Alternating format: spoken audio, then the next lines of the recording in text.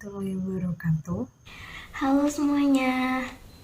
Kami dari kelompok 2 yang beranggotakan Amalia Latifa dengan NIM C1A020006. Dina Inati Fadila, NIM C1A020007. Fauzia Aistiqomah, NIM C1020008. Sirlina Hansa Hanifah, NIM C1A020009. Vita Nuriani dengan NIM C1A020010. Vita Evianti, NIM C1A020011. Marisa Zayuanda Chandra Putri dengan NIM C1A0012. Maudie Diana dengan NIM C1A020014. Di sini kami akan memaparkan Hasil diskusi kelompok kami mengenai model-model Fleming dengan sistem nilai tukar mengambang dan nilai tukar tetap. Berikut materinya. Pengertian model Mundell-Fleming dan jenis sistem nilai tukar. Model Mundell-Fleming dikembangkan oleh Robert Mundell dan Marcus Fleming. Model ini merupakan versi ISLM untuk perekonomian yang terbuka. Model ISLM dan model Mundell-Fleming sama-sama menekankan interaksi antara pasar barang dan pasar uang. Kedua model ini mengasumsikan bahwa tingkat harga adalah tetap serta menunjukkan faktor penyebab fluktuasi jangka pendek dalam pendapatan agregat. Perbedaan utama dari model ISLM dan model Mundell-Fleming adalah dalam model ISLM, perekonomian diasumsikan sebagai perekonomian tertutup, sedangkan dalam model Mundell-Fleming, perekonomian diasumsikan sebagai perekonomian kecil terbuka dengan mobilitas modal sempurna. Model Mundell-Fleming menunjukkan bahwa efek dari tiap kebijakan ekonomi bergantung pada sistem nilai tukar yang dianut dalam perekonomian tersebut. Secara umum, sistem nilai tukar dibedakan menjadi dua. Yang pertama yaitu sistem nilai tukar fleksibel atau mengambang, yang merupakan sistem nilai tukar di mana penentuan kurs diserahkan kepada mekanisme pasar valuta asing, yaitu kekuatan penawaran dan permintaannya. Jika penentuan kurs dilakukan tanpa campur tangan pemerintah, maka sistem nilai tukar itu dinamakan sistem nilai tukar mengambang bebas. Namun, jika penentuan kurs dilakukan dengan adanya campur tangan pemerintah, maka sistem nilai tukar itu dinamakan sistem nilai tukar mengambang terkendali.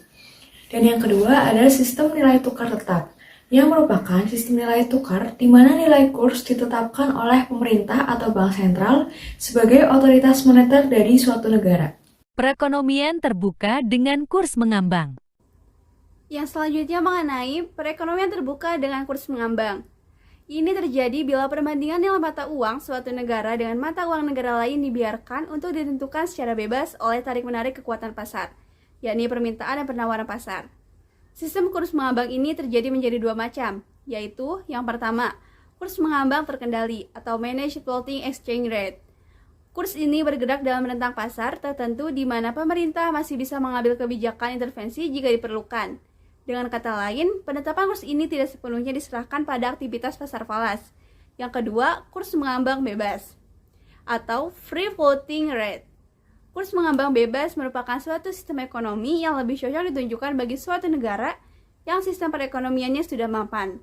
Sistem nilai tukar ini akan menyerahkan seluruhnya kepada pasar untuk mencapai kondisi equilibrium yang sesuai dengan kondisi internal dan eksternal negara bersangkutan. Kebijakan fiskal. Selanjutnya, kebijakan fiskal pada kurs mengambang. Seperti yang dilihat pada kurva, pada model ISLM, perekonomian tertutup, ekspansi fiskal mampu meningkatkan pendapatan, sedangkan dalam perekonomian terbuka kecil dengan kurs mengambang, ekspansi fiskal tidak mengubah pendapatan. Mengapa? Ketika pendapatan naik di perekonomian terbuka kecil karena ekspansi fiskal, tingkat bunga mencoba naik, tetapi aliran modal dari luar menekan tingkat bunga ke bawah, sehingga menyebabkan kenaikan permintaan mata uang yang membuat barang domestik lebih mahal bagi orang asing, dan ini mengurangi ekspor neto. Penurunan ekspor neto mengoffset dampak kebijakan fiskal ekspansioner terhadap pendapatan. Lalu, mengapa penurunan ekspor neto yang begitu besar menjadikan kebijakan fiskal tidak mampu mempengaruhi pendapatan? Hal tersebut dapat dijawab dengan persamaan yang menggambarkan pasar uang di mana M per P sama dengan L dalam kurung R, Y. Dalam perekonomian tertutup dan perekonomian terbuka, jumlah keseimbangan uang real yang ditawarkan M per P adalah tetap, dan jumlah uang yang diminta yang ditentukan oleh R dan Y harus sama dengan penawaran tetap ini. Dalam perekonomian tertutup, ekspansi fiskal menyebabkan tingkat bunga ekuilibrium naik. Kenaikan tingkat bunga ini yang menurunkan jumlah uang yang diminta.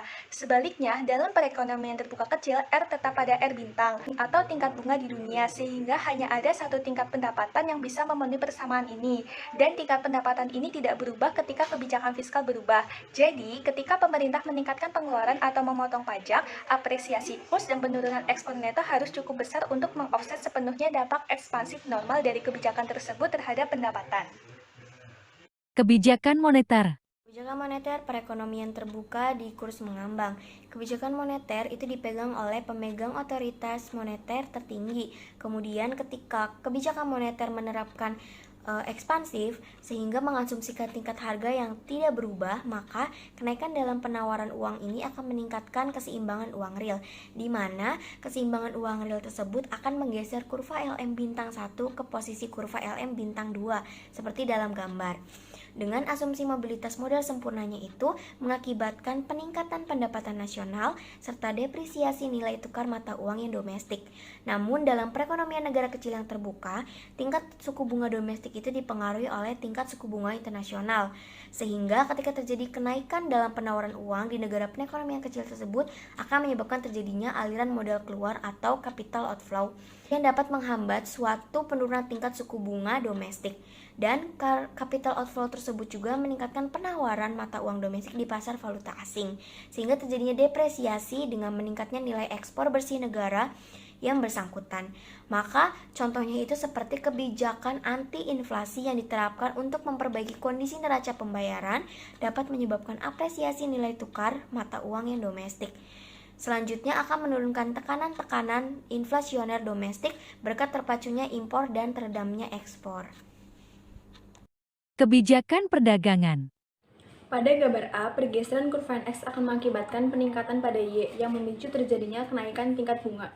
Dalam hal ini, modal asing akan ikut merespon dan menyebabkan tingkat bunga kembali pada kondisi awal atau R bintang. Kurs akan mengalami apresiasi di mana NX akan menurun dan Y kembali pada posisi awal. Karena ekspor neto sama dengan ekspor minus impor, maka apabila terjadi penurunan tingkat impor, sama saja dengan kenaikan ekspor neto. Pada gambar B, kurva ekspor neto bergeser ke kanan. Pergeseran pada kurva tersebut mengakibatkan peningkatan pengeluaran yang direncanakan dan pergeseran kurva IS bintang ke kanan. Karena kurva LM bintang adalah vertikal, maka akan terjadi hambatan pada perdagangan kurs tetapi tidak mempengaruhi pendapatan. Jadi, dapat disimpulkan bahwa kebijakan perdagangan dalam kurs mengambang, seperti kuota impor atau tarif impor, tidak akan mengubah pendapatan.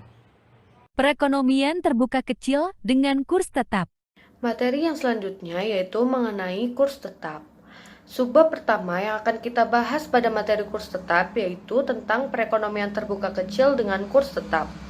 Pada tahun 1950-an, sebagian besar perekonomian dunia termasuk Amerika Serikat beroperasi dengan sistem Bretton Woods atau sistem moneter internasional yang disepakati sebagian besar negara untuk menetapkan nilai kurs. Dunia membatalkan sistem ini pada awal tahun 1970-an dan kurs dibiarkan mengambang. Beberapa negara Eropa kemudian memberlakukan kembali sistem kurs di antara mereka dan beberapa ekonom menganjurkan kembali ke sistem kurs tetap.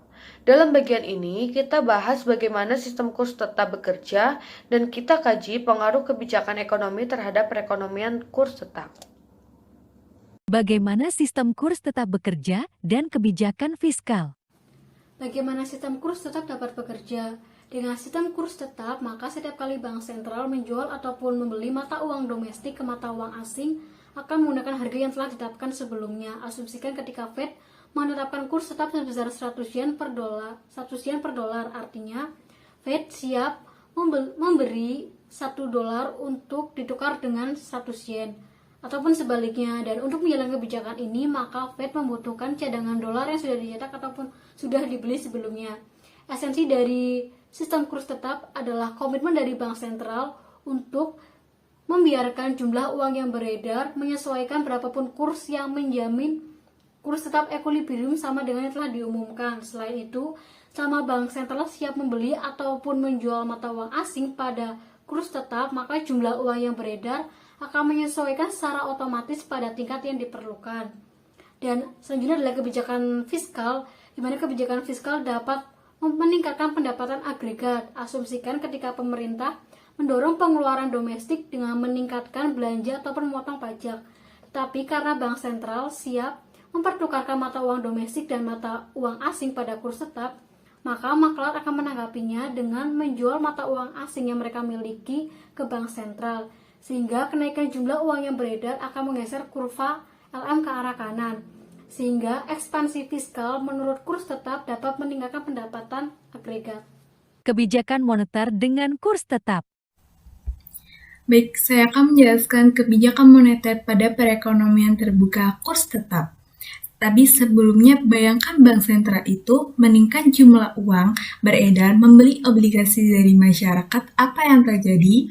Kebijakan ini dari kurs LM1 dari kurva ke kanan menjadi LM2 yang menurunkan kurs dan pendapatan meningkat. Tetapi bank sentral sebagai memperdagangkan mata uang asing dan domestik kurs tetap, maka ditanggapi dengan penurunan kurs menjual mata uang domestik ke bank sentral, menyebabkan jumlah uang yang beredar dari kurs LM2 kembali ke posisi awal atau LM1. Jadi kebijakannya yang dijalankan tidak berpengaruh pada kurs tetap.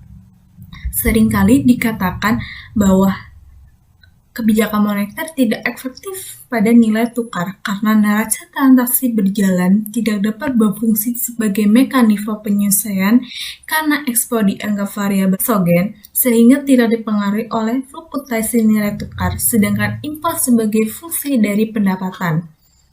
Oleh karena itu, suatu negara dapat menganut kurs tetap bisa menjalankan salah satu jenis kebijakan moneter, yaitu kebijakan dari devaluasi, penurunan nilai mata uang, dan revaluasi, yaitu peningkatan nilai mata uang.